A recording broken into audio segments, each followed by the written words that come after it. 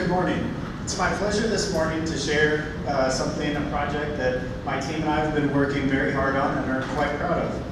First, let me introduce my team. My name is Cedar. I come primarily from a finance, entrepreneurship, and real estate background. Stephanie Beckenstedt, say hi, Steph. Steph has a biology, hospitality, and healthcare background.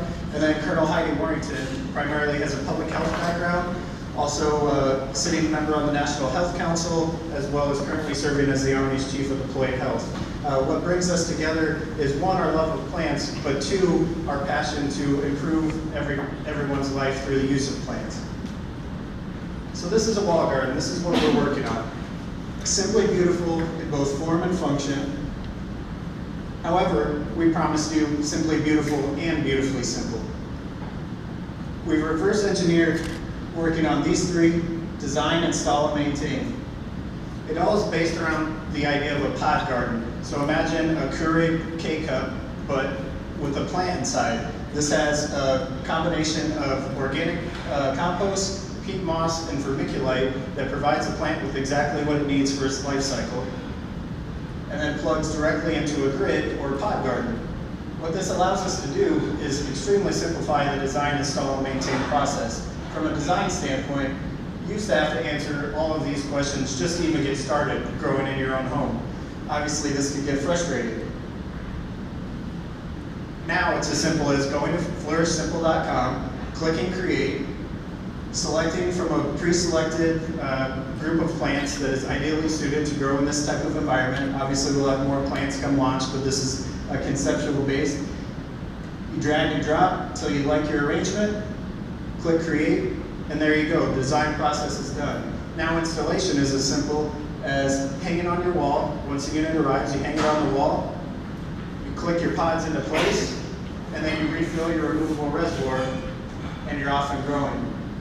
Maintenance, as opposed to all the other maintenance that you used to have with traditional growing practices, it's now as simple as just refilling your removable reservoir. If you do mess up and kill your plants, it's as simple as buying new pods, click them into place, and you're off and running again.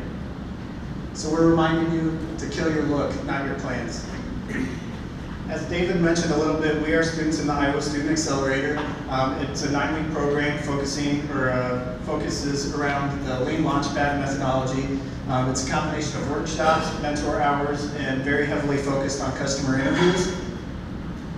Some of the things we've learned in mentor hours: first of all, thank you to all our mentors. I see quite a few of them out here today. We've learned an incredible amount, and we continue to learn on a daily basis.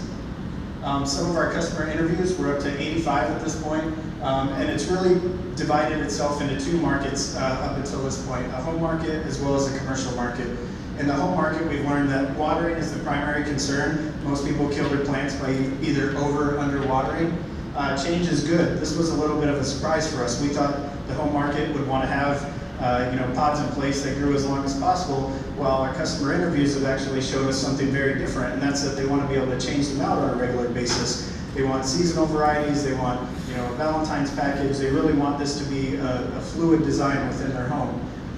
Taking pots in and out sucks. We figured out that one of the pain points for our customer segment is that it's a really big pain, taking pots in and out for bad weather, lighting, etc. So we can also alleviate that.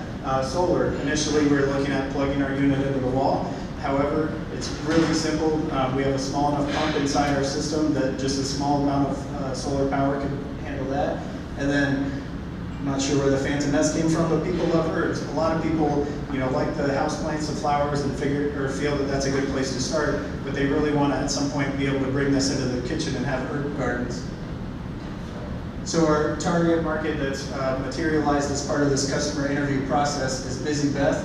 She's college educated, she's working, she wants or has houseplants, but she has a tendency to kill them. And what she gets out of it, she gets an awesome piece of green art, she gets plants that live, and she gets the convenience. Now on the commercial side, this is one that we didn't really look at initially, but it's really come out through our customer interviews, and it turns out that they're in the customer setting, they see a lot of applications for this as well. First of all, they want it to be green. Everyone wants to ride the green wave right now. This needs to be perceived as green. Okay, got it. Needs to be easy to maintain. In a commercial setting, the maintenance schedule needs to be spread out as far as possible, a little bit longer than in the home market. Air quality. In the home setting, people didn't seem to have air quality as a primary concern, but in a commercial setting, that was a point that kept coming up time and time again. And then also they wanted a little bit larger size. They wanted to start at 2x3 or a large picture frame size and then work up from there. So based on that, the actual decision maker in that is an interior designer, we found out. We've talked to several interior designers and really streamlined the process of how that actually happens, getting from design stage to coming to fruition in a commercial space.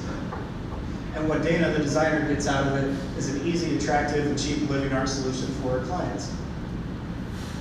Then, looking more at our growth strategies, once we pave inroads with our path of least resistance, the home market, we plan on going into offices, hotels, classrooms, etc.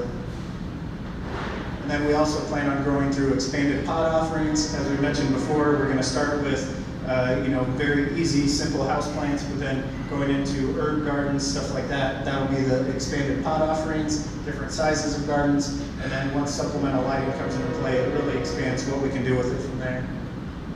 This is a graphic of kind of our workflow / revenue model. Essentially what we're going at is the K-cup model, as I mentioned before. Some people know it as the Gillette razor blade model. Essentially we're getting these into homes and offices as cheap as possible, and then our margins come from the pods itself. Look at our business model canvas based on the fact that we really heavily utilize the business model canvas as part of venture school. So these are all hypotheses that we've been testing throughout the customer discovery process. The ones in bold are the ones that seem to be confirmed at this point, and other ones are ones that we're still working on. I'd ask you, we're still in development stage of all these, but we just were able to launch all of these this weekend. So please check us out at our website. Email me for further information. Tweet, look us up on Facebook, any of those. And without anything further, I'd like to open up to questions and feedback.